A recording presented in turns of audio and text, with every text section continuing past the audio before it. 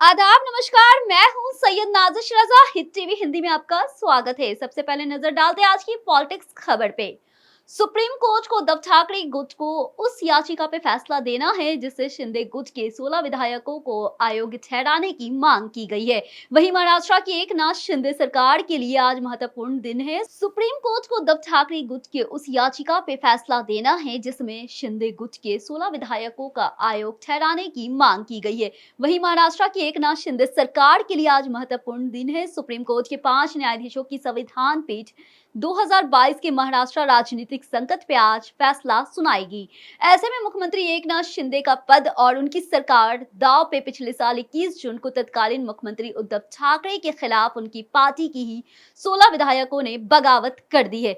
चलिए डालते हैं नजर एक बार फिर से।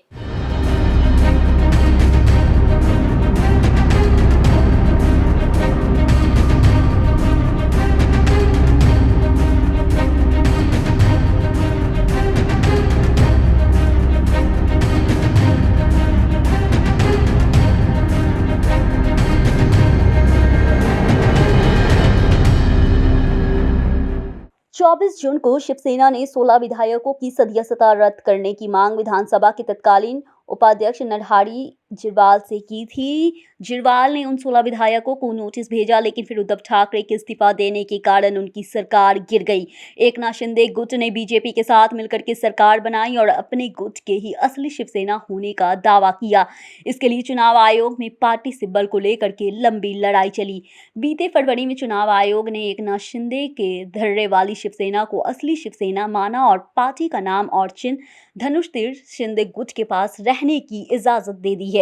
चुनाव आयोग के इस फैसले के खिलाफ उद्धव ठाकरे ने सुप्रीम कोर्ट का दरवाजा खटखटाया है। बीते साल 23 अगस्त को सुप्रीम कोर्ट ने गंभीरता को देखते हुए इस मामले को 5 सदस्यीय संविधान पीठ को सौंप दिया। चलिए बताती हूँ अदालत में अब तक क्या क्या हुआ है।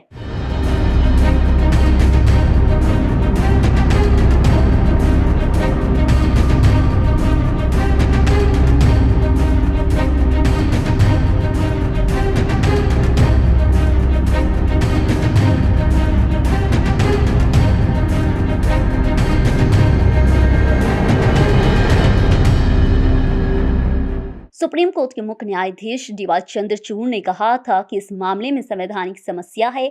साथ ही उन्होंने ये भी कहा कि नबाम रेबिया केस का फैसला इस केस पे लागू होता है या नहीं, इस पर विचार करने के बाद ही इस पर अंतिम फैसला किया जा सकता है।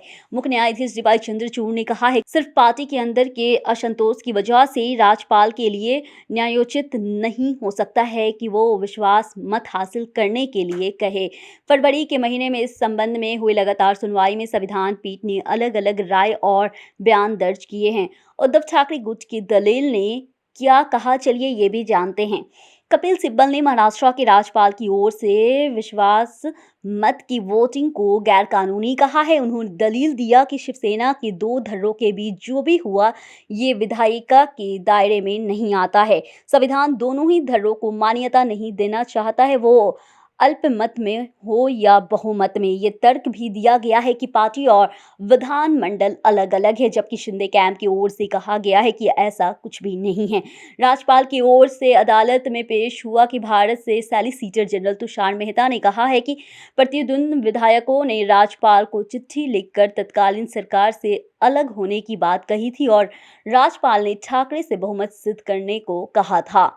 क्या एकनाथ शिंदे की कुर्सी बच पाएगी या नहीं, ये फैसले के बाद ही पता चलेगा। अदालत के फैसले पर ही राज्य की शिंदे फडणवीस सरकार की भविष्य पे निर्भर करता है। अगर फैसला शिंदे कैंप के खिलाफ आता है तो एकनाथ शिंदे की सदस्यता भी जाएगी और मुख्यमंत्री की कुर्सी भी।